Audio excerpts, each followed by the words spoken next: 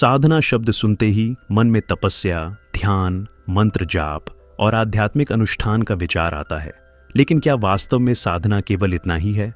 परमहंस योगानंद जी के अनुसार साधना का अर्थ केवल एक विधि या प्रक्रिया में बंधे रहना नहीं, बल्कि यह जीवन का एक गहरा रूपांतरण है। यह आत्मा का जागरण है जो हमें हमारी सीमित पहचान से निकालकर अनंत चेतना तक पहुंचाता है। साधना का अर्थ है आत्म अन्वेषण, आत्म उन्नति और अंततः ईश्वर से मिलन। साधना का पथ केवल योगासन, प्राणायाम और ध्यान तक सीमित नहीं होता, बल्कि यह हमारे संपूर्ण जीवन को दिव्यता से भर देने की एक प्रक्रिया है। यह उस परम सत्य की खोज है जो हमारे भीतर ही छिपा है, लेकिन जिसे हम अज्ञानता के कारण देख नहीं पाते। परमहंस योगानंद कहते हैं कि साधना वह मार्ग है जो हमें हमारी वास्तविकता से जोड़ता है। हम इस दुनिया में केवल एक शरीर नहीं हैं, बल्कि इस शरीर के भीतर एक अमर चेतना भी विद्यमान है, जिसे आत्मा कहते हैं। साधना का अर्थ इसी आत्मा को पहचानना है, उसे अनुभव करना और उससे एकाकार होना। साधना का लक्ष्य केवल बाहरी धर्म कर्म निभाना नहीं, बल्कि अपने अंदर की गहराई में उतरकर उस शाश्वत सत्य को खोज निकालना है जो हमें सच्चा आनंद और शांति प्रदान कर सकता है। जब तक हम केवल बाहरी दुनिया की चीजों पर केंद्रित रहते हैं, तब तक हम दुख, अशांति और भय में फंसे रहते हैं। लेकिन जैसे ही हम साधना का मार्ग अपनाते हैं, हमें धीरे धीरे यह अनुभव होने लगता है कि हम इस संसार से परे भी कुछ हैं। हमें यह समझ आने लगता है कि असली खुशी और सुकून बाहरी चीजों में नहीं, बल्कि हमारे भीतर है। परमहंस योगानंद ने कहा है कि साधना का सबसे बड़ा उद्देश्य आत्म साक्षात्कार है, यानी यह जानना कि हम कौन हैं, हम यहाँ क्यों आए हैं और हमारा अंतिम गंतव्य क्या है। यह आत्म साक्षात्कार कोई बाहरी किताबों में नहीं मिलता, बल्कि इसके लिए हमें अपने भीतर उतरना पड़ता है, अपने मन को शांत करना पड़ता है और परमात्मा की ओर बढ़ना पड़ता है। साधना केवल ध्यान या मंत्रों तक सीमित नहीं होती, बल्कि यह एक जीवन शैली होती है। यह हर पल, हर क्षण हमारे विचारों, हमारी भावनाओं और हमारे कर्मों में प्रकट होती है। जब हम अपने जीवन को इस तरह जीते हैं कि हर कार्य को ईश्वर के लिए समर्पित कर देते हैं, हर विचार को पवित्र बना लेते हैं और हर भावना में प्रेम भर देते हैं, तब साधना एक अनिवार्य प्रक्रिया बन जाती है। इस मार्ग पर चलते हुए हमें अपने भीतर बदलाव महसूस होने लगता है। धीरे धीरे हम अपनी पुरानी आदतों, पुराने विचारों और अपने अहंकार से मुक्त होने लगते हैं। हमारा मन निर्मल होने लगता है और हमें अपने भीतर से ही एक दिव्य प्रकाश का अनुभव होने लगता है। परमहंस योगानंद ने कहा था कि साधना का पहला चरण आत्मनिरीक्षण है। जब तक हम अपने भीतर झांककर यह नहीं देख लेते कि हमें किस चीज ने बांध रखा है, तब तक हम आगे नहीं बढ़ सकते। इसलिए सबसे पहले हमें अपने भीतर के भय, क्रोध, ईर्ष्या और आसक्तियों को पहचानना होगा। जब हम इनसे परिचित हो जाते हैं, तभी हम इन्हें छोड़ने की प्रक्रिया शुरू कर सकते हैं। यही साधना की शुरुआत है। अपने आप को समझना, अपनी कमजोरियों को स्वीकार करना और उन्हें बदलने का संकल्प लेना। जब हम साधना की ओर पहला कदम बढ़ाते हैं, तो हमें सबसे पहले अपने मन को शुद्ध करने की आवश्यकता होती है। परमहंस योगानंद जी कहते हैं कि मन ही हमारा सबसे बड़ा मित्र भी हो सकता है और सबसे बड़ा शत्रु भी। यदि हमारा मन अशांत, अस्त व्यस्त और भटकता हुआ रहता है, तो हम कभी भी आत्म साक्षात्कार की ओर नहीं बढ़ सकते। लेकिन यदि हम अपने मन को साध लेते हैं, तो यही मन हमें परम सत्य तक पहुंचा सकता है। इसीलिए साधना की शुरुआत मन को शुद्ध करने से होती है। हमारा मन एक बहती हुई नदी की तरह होता है, जिसमें विचारों की अनगिनत धाराएं प्रवाहित होती रहती हैं। यह धाराएं कभी सकारात्मक होती हैं, कभी नकारात्मक, कभी प्रेम से भरी होती हैं, तो कभी क्रोध और ईर्ष्या से। जब हम साधना का मार्ग अपनाते हैं, तो सबसे पहले हमें इस बात का अवलोकन करना पड़ता है कि हमारा मन किन विचारों में उलझा रहता है। क्या हमारा ध्यान हमेशा भौतिक चीजों, सुख सुविधाओं और सांसारिक इच्छाओं में लगा रहता है? क्या हमारे विचार बार बार किसी न किसी व्यक्ति या वस्तु पर केंद्रित रहते हैं? क्या हम हमेशा अतीत की यादों में या भविष्य की चिंताओं में खोए रहते हैं? यदि हाँ, तो इसका मतलब है कि हमारा मन अशुद्ध और बिखरा हुआ है। परमहंस योगानंद जी कहते हैं कि मन की शुद्धि के लिए सबसे आवश्यक चीज है ध्यान और आत्मनिरीक्षण। जब हम ध्यान में बैठते हैं, तो हमें अपने विचारों का साक्षी बनना चाहिए, बिना किसी बाधा के, बिना किसी निर्णय के। बस यह देखना चाहिए कि हमारे भीतर क्या चल रहा है। जैसे कोई शांत झील अपने ऊपर गिरने वाली हर चीज को दर्शाती है, वैसे ही हमें भी अपने मन की हर हलचल को देखना चाहिए। यह प्रक्रिया कठिन लग सकती है, क्योंकि हमारा मन वर्षों से भटकने का आदी हो चुका है। लेकिन जैसे जैसे हम अभ्यास करते हैं, वैसे वैसे हमारा मन शांत होने लगता है। मन को शुद्ध करने के लिए परमहंस योगानंद जी ने कुछ महत्वपूर्ण साधन बताए हैं। पहला है सत्संग और सद्ग्रंथों का अध्ययन। जब हम उच्च कोटि के आध्यात्मिक विचारों को पढ़ते और सुनते हैं तो वे हमारे भीतर गहराई से प्रभाव डालते हैं। वे हमारे विचारों को उच्चतर चेतना की ओर मोड़ते हैं और हमें यह याद दिलाते हैं कि हम केवल यह शरीर नहीं हैं बल्कि एक अनंत आत्मा है। दूसरा तरीका है सकारात्मक सोच और प्रेमपूर्ण भावना। यदि हम अपने विचारों को पवित्र, शांत और प्रेममय बना लें तो हमारा मन स्वाभाविक रूप से शुद्ध होने लगता है। हमें न केवल अपने बारे में बल्कि दूसरों के बारे में भी शुभ विचार रखने चाहिए। तीसरा साधन है स्वाध्याय और आत्मनिरीक्षण। जब हम रोज रात को सोने से पहले अपने पूरे दिन की समीक्षा करते हैं तो हमें यह देखना चाहिए कि हमने कौन कौन से अच्छे और बुरे कार्य किए। क्या हमने किसी को दुख पहुंचाया? क्या हमने अपने अहंकार को दूसरों पर थोपा? क्या हमने किसी के प्रति ईर्ष्या या क्रोध महसूस किया? यदि हाँ, तो हमें इसे स्वीकार करके इसे सुधारने का प्रयास करना चाहिए। यही आत्मनिरीक्षण है और यही मन की शुद्धि की प्रक्रिया है। जब मन शुद्ध होता है तो उसमें आत्मा का प्रकाश प्रकट होने लगता है। ये वैसे ही है जैसे कोई गंदे पानी से भरा हुआ पात्र धीरे धीरे साफ होने लगे।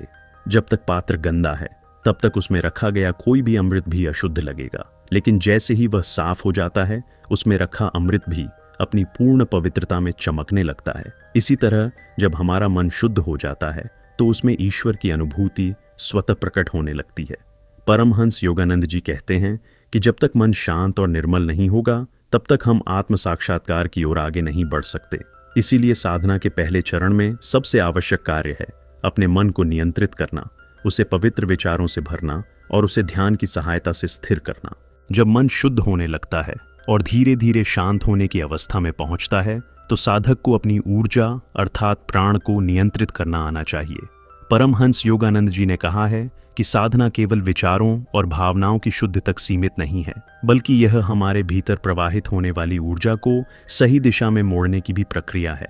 जब तक हमारी ऊर्जा इंद्रियों और बाहरी दुनिया में बहती रहती है तब तक हम स्थिरता और गहराई को प्राप्त नहीं कर सकते। लेकिन जब हम इस ऊर्जा को भीतर समेटकर उसे उच्चतर चेतना की ओर मोड़ते हैं तभी हमारा ध्यान गहरा होता है और हमें वास्तविक आध्यात्मिक अनुभूति होने लगती है। परमहंस योगानंद जी ने क्रिया योग की विधि द्वारा यह सिखाया कि कैसे हम अपनी प्राण शक्ति को नियंत्रित कर सकते हैं। उन्होंने कहा कि हमारी श्वास और हमारे विचारों के बीच एक गहरा संबंध होता है। जब मन व्याकुल होता है तो श्वास तेज हो जाती है, जब मन शांत होता है तो श्वास धीमी हो जाती है और जब मन पूरी तरह स्थिर हो जाता है तो श्वास लगभग रुकने लगती है। यही कारण है कि ध्यान की गहरी अवस्था में साधक को अपनी श्वास का एहसास तक नहीं रहता, क्योंकि वह पूरी तरह से आत्मा में विलीन हो चुका होता है। लेकिन इस स्थिति तक पहुंचने के लिए हमें सबसे पहले अपने प्राणों को नियंत्रित करना आना चाहिए। योगानंद जी कहते हैं कि प्राण वह ऊर्जा है जो हमारे शरीर और मन को चलाती है। जब यह ऊर्जा बिखरी हुई होती है तो मन भी अस्थिर हो जाता है और साधना में बाधा डालता है। लेकिन जब हम इस ऊर्जा को केंद्रित करना सीख जाते हैं तो साधना एक सहज प्रक्रिया बन जाती है। इसीलिए योग में प्राणायाम को इतना महत्वपूर्ण माना गया है। प्राणायाम का अर्थ केवल श्वास को नियंत्रित करना नहीं है, बल्कि यह हमारे भीतर बहने वाली ऊर्जा को संतुलित करने की एक विधि है। जब हम गहरी और नियंत्रित श्वास लेते हैं तो हमारी ऊर्जा भी नियंत्रित होने लगती है। जब यह ऊर्जा नियंत्रित होती है तो मन भी स्वतः ही शांत हो जाता है। इसीलिए ध्यान से पहले कुछ समय प्राणायाम करना बहुत आवश्यक होता है ताकि हमारा मन और शरीर ध्यान के लिए तैयार हो सके। परमहंस योगानंद जी ने एक और महत्वपूर्ण बात बताई कि हमारी ऊर्जा आमतौर पर नीचे की ओर बहती रहती है, विचारों में, इच्छाओं में, इंद्रियों में। लेकिन जब हम साधना के माध्यम से इसे ऊपर की ओर, माथे के बीच स्थित आज्ञा चक्र की ओर मोड़ते हैं तो हमें एक गहरी शांति और दिव्य आनंद का अनुभव होता है। यही कारण है कि योग और ध्यान में रीढ़ को सीधा रखने की बात कही जाती है। जब रीढ़ सीधी होती है तो ऊर्जा नीचे की ओर बहने के बजाय ऊपर की ओर प्रवाहित होने लगती है, जिससे हमारी चेतना ऊंचे स्तर पर पहुंचने लगती है। परमहंस योगानंद जी ने साधकों को यह सलाह दी कि यदि वे वास्तव में गहरी साधना करना चाहते हैं तो उन्हें अपनी ऊर्जा का सही उपयोग करना सीखना होगा। यह केवल ध्यान के समय ही नहीं बल्कि पूरे दिन लागू होता है। यदि हमारी ऊर्जा व्यर्थ की बातों में, नकारात्मक विचारों में, इंद्रिय सुखों में और बाहरी आकर्षणों में खर्च हो रही है तो ध्यान की अवस्था में पहुंच पाना बहुत कठिन हो जाता है। लेकिन जब हम अपनी ऊर्जा को बचाकर सही दिशा में लगाते हैं तो साधना में गहराई आने लगती है। यही कारण है कि साधना के मार्ग पर चलने वाले व्यक्ति को संयम और अनुशासन का पालन करना आवश्यक होता है। यह अनुशासन केवल बाहरी रूप से नहीं बल्कि आंतरिक रूप से भी होना चाहिए। हमें अपनी ऊर्जा को बचाने और उसे आत्म उन्नति के कार्यों में लगाने का अभ्यास करना होगा। जब ऊर्जा सही दिशा में प्रवाहित होती है तो ध्यान में स्वतः ही गहराई आने लगती है और आत्म साक्षात्कार की ओर यात्रा आसान हो जाती है। जब साधक ने अपने मन को शुद्ध कर लिया और प्राण शक्ति को नियंत्रित करना सीख लिया तो अब ध्यान की गहराई में उतरने का समय आता है। परमहंस योगानंद जी कहते हैं कि ध्यान केवल आंखें बंद करके बैठने की प्रक्रिया नहीं है, बल्कि यह एक वैज्ञानिक विधि है जिसके माध्यम से हम अपने भीतर के दिव्य प्रकाश और आनंद का अनुभव कर सकते हैं। ध्यान का उद्देश्य केवल मन को शांत करना नहीं है, बल्कि आत्मा की उच्चतर अनुभूतियों को प्राप्त करना भी है। योगानंद जी बताते हैं कि ध्यान में गहराई लाने के लिए दो चीजें बहुत आवश्यक हैं, एकाग्रता और समर्पण। एकाग्रता का अर्थ है कि हमारा मन इधर उधर भटकने के बजाय पूरी तरह से ईश्वर पर केंद्रित हो। जब हमारा ध्यान बिखरा हुआ होता है तो हम सतही ध्यान करते हैं और हमें कोई विशेष अनुभूति नहीं होती। लेकिन जब हम पूर्ण समर्पण और एकाग्रता के साथ ध्यान में बैठते हैं तो धीरे धीरे हमारी चेतना एक नए आयाम में प्रवेश करने लगती है। ध्यान की सही विधि में सबसे पहले हमें अपने भीतर की ऊर्जा को ऊर्ध्वगामी बनाना होता है। जैसे जैसे यह ऊर्जा आज्ञा चक्र, भ्रूमध्य यानी दोनों आंखों के बीच स्थित केंद्र की ओर प्रवाहित होती है, वैसे वैसे साधक को गहरी शांति का अनुभव होने लगता है। योगानंद जी कहते हैं कि इस अवस्था में साधक को ऐसा महसूस होने लगता है मानो उसका शरीर हल्का हो गया हो, जैसे वह केवल एक ऊर्जा के रूप में विद्यमान हो। धीरे धीरे जब ध्यान और गहरा होता है तो एक दिव्य प्रकाश प्रकट होने लगता है जिसे कई साधक आंतरिक सूर्य के रूप में देखते हैं। लेकिन यह सब तभी संभव होता है जब साधक अपने मन को पूरी तरह शांत कर ले और ध्यान के समय बाहरी दुनिया से पूरी तरह मुक्त हो जाए। ध्यान में प्रवेश करने से पहले हमें अपने मन को तैयार करना चाहिए ताकि वह भटकने न लगे। इसके लिए योगानंद जी ने यह बताया कि ध्यान में बैठने से पहले कुछ गहरी सांसें लेनी चाहिए और ईश्वर के प्रति प्रेम पूर्ण भावना जागृत करनी चाहिए। जब हम ध्यान को केवल एक साधना नहीं बल्कि एक प्रेम भरा मिलन मानते हैं तो ध्यान में अधिक आनंद आने लगता है। ध्यान के दौरान जब मन स्थिर हो जाता है तो साधक को अपने भीतर एक अनोखी शांति और आनंद का अनुभव होने लगता है। यह आनंद कोई साधारण सुख नहीं होता बल्कि यह दिव्यता से भरा हुआ होता है। परमहंस योगानंद जी ने इसे परमानंद कहा है, जो ईश्वर का ही एक स्वरूप है। जब साधक इस आनंद को अनुभव करने लगता है तो उसे संसार की कोई भी वस्तु आकर्षित नहीं करती। उसे महसूस होता है कि जिस चीज को वह बाहर खोज रहा था वह तो उसके भीतर ही थी। ध्यान का यह अनुभव स्थायी बनाने के लिए साधक को निरंतर अभ्यास करना होता है। शुरू में मन बार बार भटकेगा, लेकिन धीरे धीरे अभ्यास के द्वारा यह स्वाभाविक हो जाएगा। योगानंद जी कहते हैं कि जिस तरह कोई बच्चा पहले चलना सीखता है फिर धीरे धीरे दौड़ने लगता है, वैसे ही ध्यान की प्रक्रिया भी समय के साथ और गहरी होती जाती है। जब कोई साधक सच्चे हृदय से ध्यान करता है तो ईश्वर स्वयं उसकी ओर आकर्षित होते हैं और उसे अपने दिव्य प्रेम में डुबो देते हैं। जब साधक ध्यान में गहराई तक चला जाता है और अपने भीतर प्रवाहित हो रही दिव्य ऊर्जा को अनुभव करने लगता है, तब वह आत्म साक्षात्कार की दिशा में बढ़ने लगता है। परमहंस योगानंद जी बताते हैं कि आत्म साक्षात्कार का अर्थ है अपने वास्तविक स्वरूप को जानना, यह समझना कि हम केवल यह नश्वर शरीर नहीं हैं बल्कि शुद्ध आत्मा है जो सदा से अमर, आनंदमय और ईश्वर के समान है। जब तक मनुष्य इस सत्य को अनुभव नहीं कर लेता तब तक वह अज्ञान में भटकता रहता है और बाहरी दुनिया में सुख की खोज करता रहता है। योगानंद जी कहते हैं कि आत्म साक्षात्कार किसी सिद्धांत या बाहरी ज्ञान से प्राप्त नहीं किया जा सकता। यह केवल गहरी साधना और ईश्वर के प्रति पूर्ण समर्पण से ही संभव होता है। जब कोई साधक ध्यान में पूरी तरह डूब जाता है तो उसे ऐसा अनुभव होता है कि उसकी स्वयं की सत्ता विलीन हो रही है और वह एक असीम चेतना का हिस्सा बन रहा है। यह वह अवस्था होती है जहां साधक को अपने और ईश्वर के बीच का भेद मिटता हुआ प्रतीत होता है। वह अनुभव करता है कि ईश्वर उसके भीतर और चारों ओर व्याप्त हैं।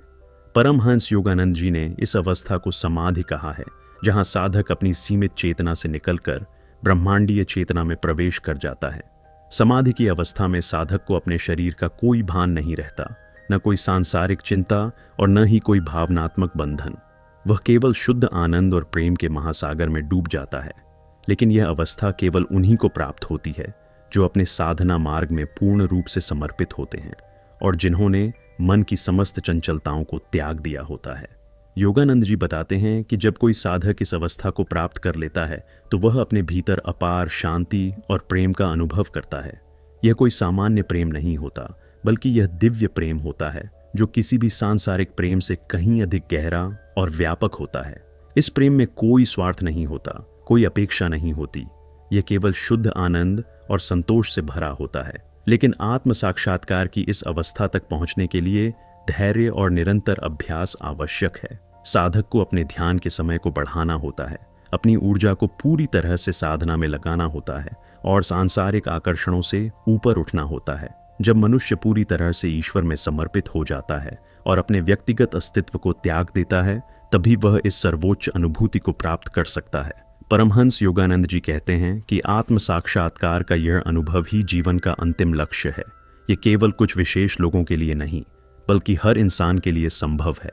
बस आवश्यकता है सही मार्गदर्शन, सही साधना और सच्ची लगन की। जब हम अपने भीतर इस दिव्य शक्ति को पहचान लेते हैं तो फिर कोई भी दुख, कोई भी कष्ट हमें प्रभावित नहीं कर सकता, क्योंकि तब हम जान जाते हैं कि हम स्वयं ईश्वर के अंश हैं और वह सदा हमारे साथ हैं। जब साधक ध्यान, आत्म साक्षात्कार और ईश्वर के दिव्य प्रेम में पूर्ण रूप से लीन हो जाता है, तब वह अपने अंतिम लक्ष्य मोक्ष की ओर बढ़ता है। परमहंस योगानंद जी बताते हैं कि मोक्ष का अर्थ केवल मृत्यु के बाद स्वर्ग में जाना नहीं है, बल्कि यह एक आंतरिक अवस्था है जहां साधक जीवन जीते जी ही बंधनों से मुक्त हो जाता है। यह मुक्ति केवल शरीर से नहीं, बल्कि अहंकार, वासनाओं, इच्छाओं और सांसारिक मोह से होती है।